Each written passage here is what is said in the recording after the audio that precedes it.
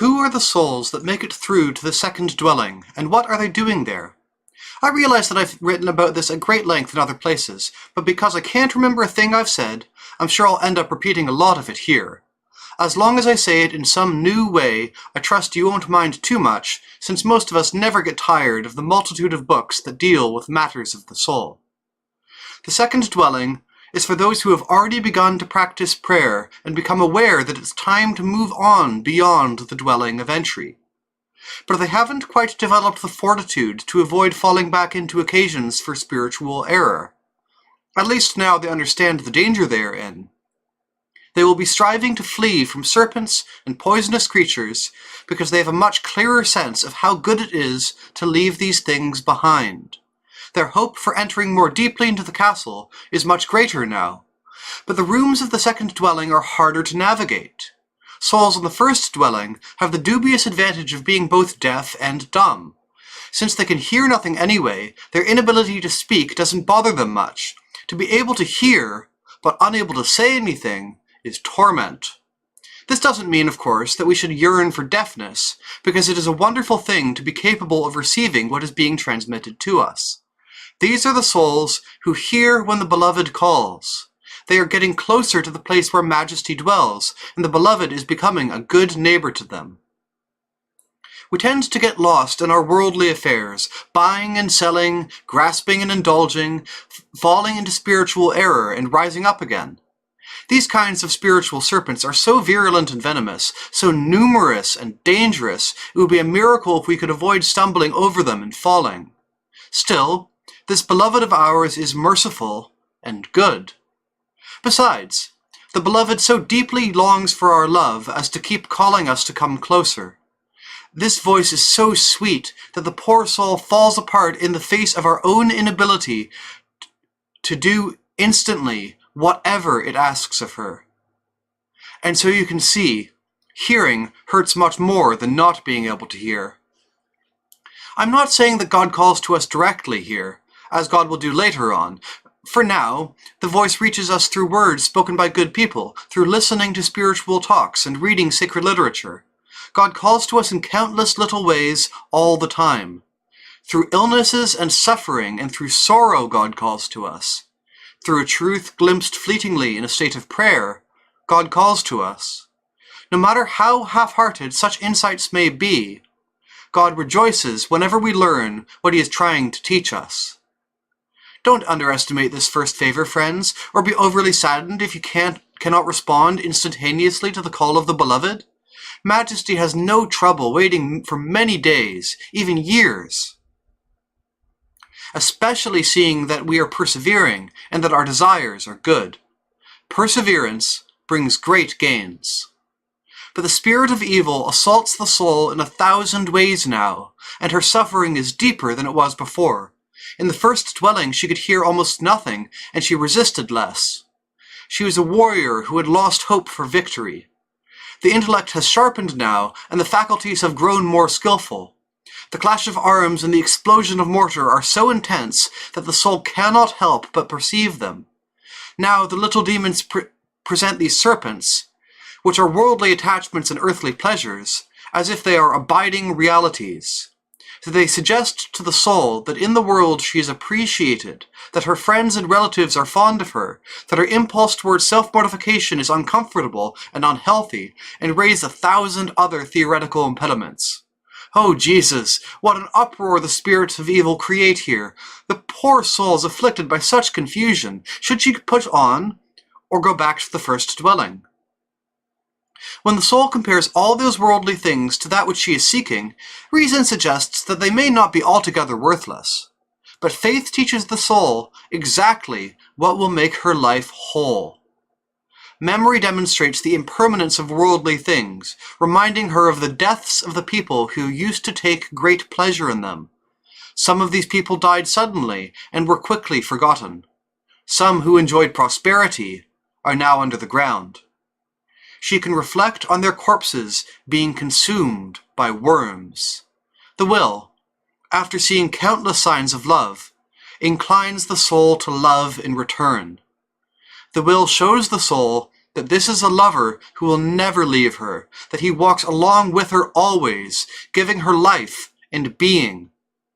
The intellect steps in to help the soul understand that she can never hope to have a better friend as long as she lives. It shows the soul that the world is filled with illusion, and that these pleasures that the spirit of evil is dangling before her come laden with trials and tribulations, with worries and contradictions. It points out that she will find neither security nor peace outside the castle. The soul has no need to go off visiting strange houses, since her own is brimming with blessings. All she can do is enjoy them. Who is it that has everything she needs in her own house, whose guest lays out all good things at her feet?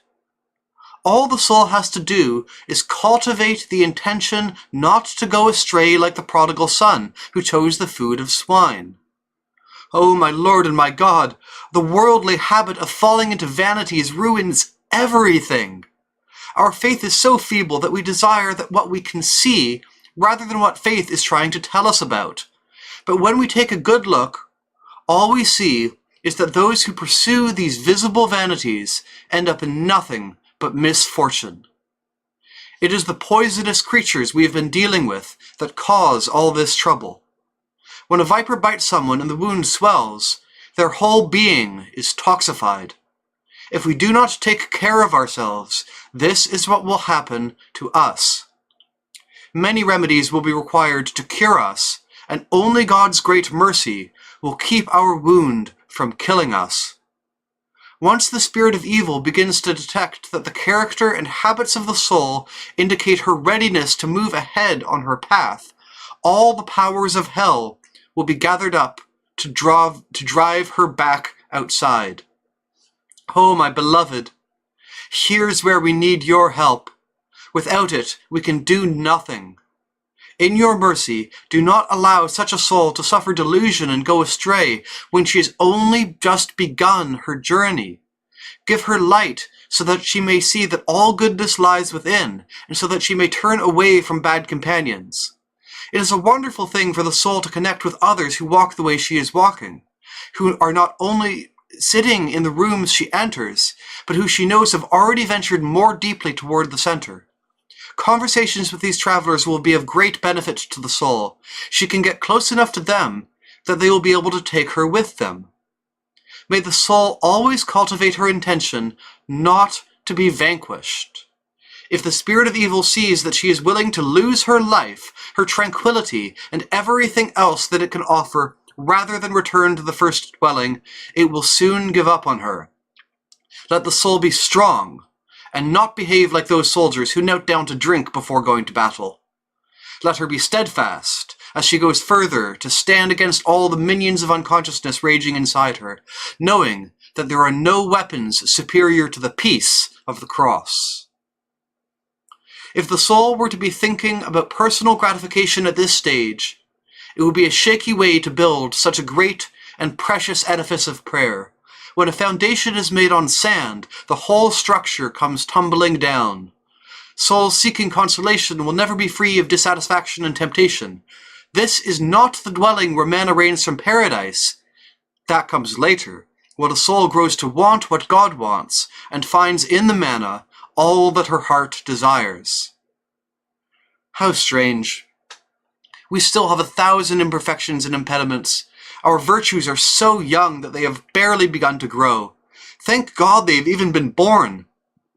And yet we shamelessly grasp for spiritual satisfaction and complain about spiritual aridity. Please don't be like this, friends. Embrace the cross that your beloved bore on his shoulder, and accept that it is also yours to carry. Let she who is capable of the most intense suffering suffer the most intensely. Her liberation will be all the more perfect. If God grants you some sweet favor, give heartfelt thanks. This is purely a bonus. It's tempting to think that if God would only grant you internal favors, you would be able to withstand external challenges. Majesty knows what is best for us, and does not require our opinion on the matter, and, in fact, has every right to point out that we don't have any idea what we're asking for. Remember, All you have to do as you begin to cultivate the practice of prayer is to prepare yourself with sincere effort and an intent to bring your will into harmony with the will of God. I promise you that this is the highest perfection to be attained on the spiritual path. The more perfectly you practice this surrender, the greater the gifts you will receive from the Beloved, and the farther you will advance on your journey. Don't think that you have to use esoteric jargon or dabble in the mysteries of the unknown. If we miss the mark right at the beginning, trying to direct things according to our own cravings in hopes that God will cooperate, what kind of base are we laying down for our own sacred edifice? Let's do whatever we can to avoid these poisonous little reptiles. Sometimes it is actually God's will that we are plagued by bad thoughts we cannot get rid of, and spiritual aridity we cannot alleviate.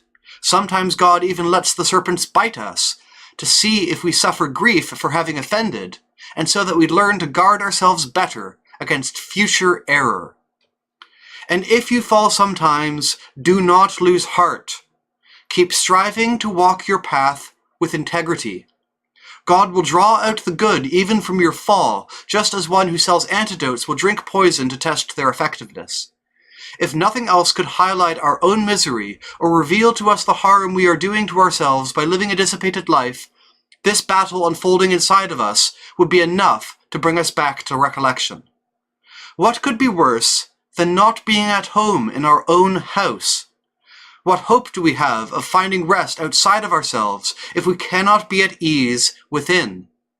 Whether or not we appreciate them, we must always live in close proximity to our faculties. They are our greatest relatives and our most faithful friends. And yet, as if they are resentful of the damage our imperfections have done to them, our faculties seem to be waging war upon us. Peace, peace, Christ says, my friends. Christ often urged peace upon his own disciples. Believe me, if we don't cultivate peace at home, we will not find it in alien places. End the war! By the blood that was shed for us, I ask those of you who have not begun to go inside yourselves to enter now, and those who are already in, don't let warfare make you turn back. A relapse is worse than a lapse. You can already see what you've lost. Trust more in the mercy of God, and less in your own judgment. Then you will see how majesty brings you safely from one dwelling to the next, and settles you in a land where those wild beasts cannot touch you or do you any harm. You yourself will have power over these creatures. You will laugh at them. You will enjoy more blessings than you ever imagined. In this life, I mean. Remember, when you are tormented by the spirit of evil, you cannot recollect yourself by force. Recollection must come gently. Little by little, you will be able to practice prayer for longer periods undisturbed. Don't neglect to consult people with experience so that they can assure you there is nothing wrong with your practice, that you are doing exactly what you are supposed to be doing. Even if you encounter no one to teach you, don't give up. The Beloved will guide you on your path. There is no other remedy for the error of quitting your practice except to start up again at the beginning. Otherwise, the soul loses more of herself every day. May it please God, my friends, that you come to understand how this works.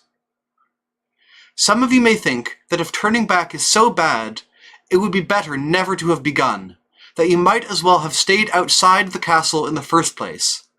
I told you right from the start, and Christ himself has said, that whoever walks in danger shall perish in it.